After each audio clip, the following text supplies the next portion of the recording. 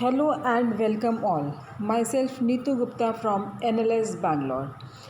In this session, I am going to discuss with you legal current affairs on Indian polity and governance. In last session, I have discussed parliament disruptions. So, what do you mean by parliament disruptions? जहाँ पे speaker has a power, speaker के पास power है कि वो कोई necessary ही can take necessary actions for the conduct of any member. Is it clear? Next we have discussed president rule in Maharashtra. तो we have discussed कि 356 में president rule है. ठीक है, जो president rule में क्या है कि स्टेट गवर्नमेंट को सस्पेंड कर देते हैं and they impose the direct rule of the central government. Is it clear? Now next topic that we have to discuss is Nagrik Kartavya plan अभियान. कॉन्स्टिट्यूशन डे को, जिस दिन कॉन्स्टिट्यूशन डे कब होता है 26 नवंबर, तो उस दिन गवर्नमेंट ने क्या लॉन्च किया था? नागरिक कर्तव्य पालन अभियान. और ये क्यों लॉन्च किया था? क्या पर्पस क्या था इसका लॉन्च करने का? इसका पर्पस ये था कि लोगों को फंडामेंटल ड्यूटीज़ जो कि हमारे कॉन्स्टिट्यूशन के पार्ट 4A में दी गई हैं उसको अवेयर करवाया जाए. Is it clear? So fundamental duties कब आई थी? Part 4A of the Indian constitution. कौन सी अमेंडमेंट से आई थी? It is very important. 42nd amendment act 1976. So it was during emergency under the Indira Gandhi's government.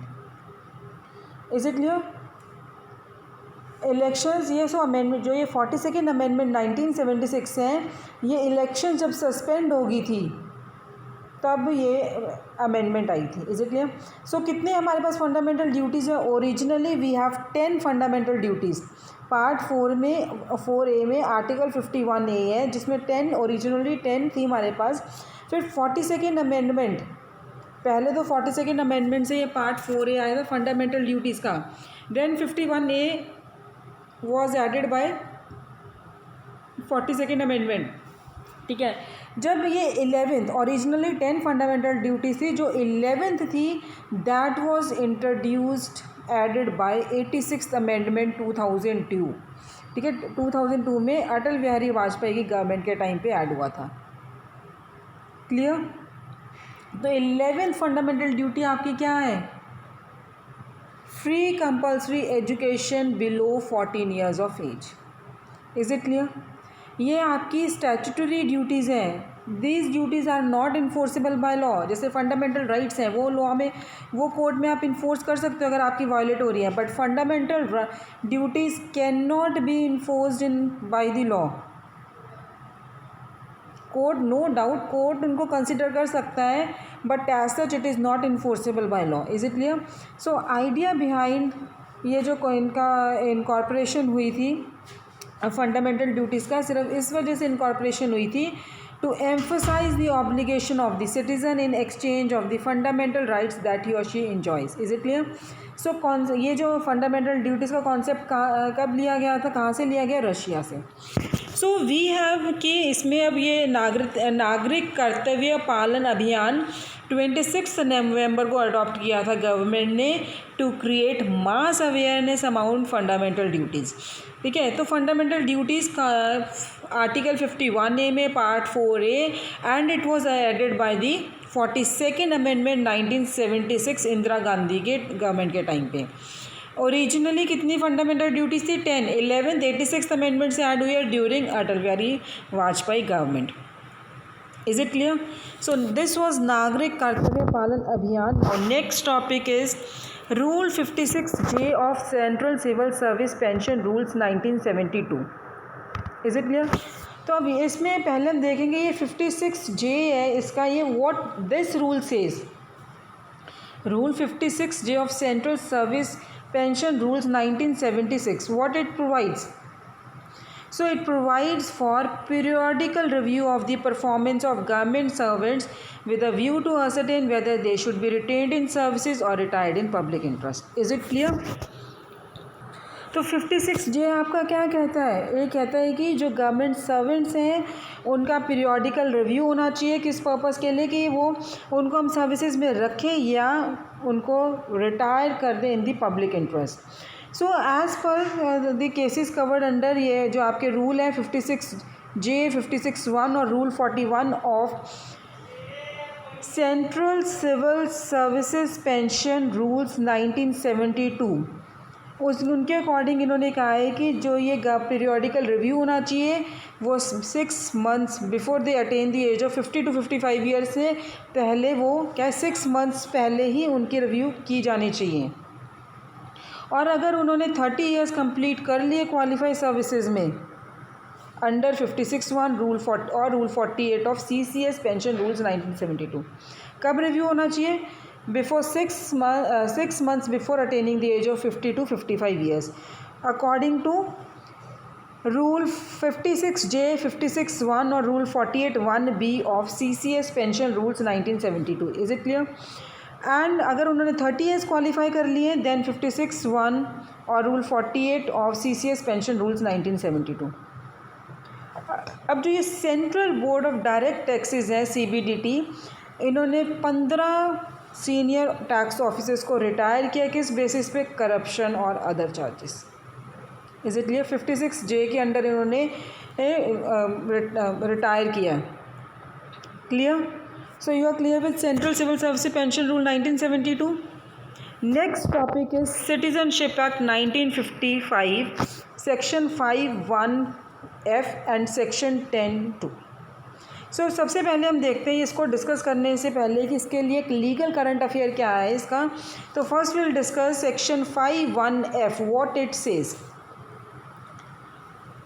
ये कहता है कि सेंट्रल गवर्नमेंट है, जो सेंट्रल गवर्नमेंट के पास पावर है to register a citizen of India any person if a person who or either of his parents was earlier citizen of independent India। अगर किसी के पेरेंट्स पहले इंडिपेंडेंट इंडिया के सिटीज़न थे तो सेंट्रल गवर्नमेंट के पास पावर है, वो रजिस्टर कर सकते हैं पर्सन को as a citizen of India. और दूसरी कंडीशन क्या है इसमें? Has been residing in India for 1 year immediately before an application for registration. Is it clear? Either of his parents was earlier citizen of independent India. और दूसरी condition क्या है? Residing registration की एप्लीकेशन से पहले वो 1 साल इंडिया में रह रहे हैं। Is it clear? Now what article section 10(2) सेज। सेक्शन 10(2) सेज कि सेंट्रल गवर्नमेंट है, अब और क्या पावर है सेंट्रल गवर्नमेंट के पास? May deprive any citizen of Indian citizenship. ठीक है, उसे ले भी सकते हैं। क्यों? अगर उन्हें इफ़ दे आर सेटिस्फाइड कि जो रजिस्ट्रेशन है या सर्टिफिकेट ऑफ नेचुरलाइजेशन है वो उन्होंने फ्रॉड से, धोखे से लिया था, फॉल्स रिप्रेजेंटेशन करके लिया था, या उन्होंने कुछ मटेरियल फैक्ट्स कंसील किए हैं। Is it clear? That is section 10 clause 2 says। Now what section 10 clause 3 says। और अब उनकी ये है कि ठीक है वो कैंसिल कर सकते हैं, but that should not be cancelled arbitrarily. 10(2) कहते हैं डिप्राइव कर सकते हैं, अब लेकिन किस बेसिस पे? अगर उन्होंने फ्रॉड कमिट किया है, कुछ मटेरियल फैक्ट्स छुपाए हैं, या फिर उन्होंने फॉल्स रिप्रेजेंटेशन की है। सो 10(3) कहता है कि central government shall not deprive a person of citizenship under this section unless it is satisfied that it is not conducive to the public good, that person should continue to be a citizen of India. Is it clear? तब cancel कर सकते हैं अगर वो satisfied हो गए हैं कि he should not be continue as a citizen of India for the public interest. Now what is the news regarding this? जो मिनिस्ट्री ऑफ होम अफेयर्स है उन्होंने किसकी सिटीजनशिप कैंसिल की थी? चन्नामनई रमेश की। ये TRS MLA है, कहाँ से? वेमुलावाड़ा इन नॉर्थ तेलंगाना। और किस ग्राउंड पे की थी? कि जो इनकी सिटीजनशिप रजिस्टर्ड हुई थी that was by fraud. Is it clear? Which attract section 10(2)। This is Citizenship Act 1955. So in this session guys we have discussed 3 main topics. One is Nagrik कर्तव्य पालन अभियान. Next we have discussed about the Rule 56J of Central Civil Services Pension Rules in 1972, and the last topic we have discussed Citizenship Act 1955. In the next session we are going to take up Rajya Sabha Marshals. Thank you.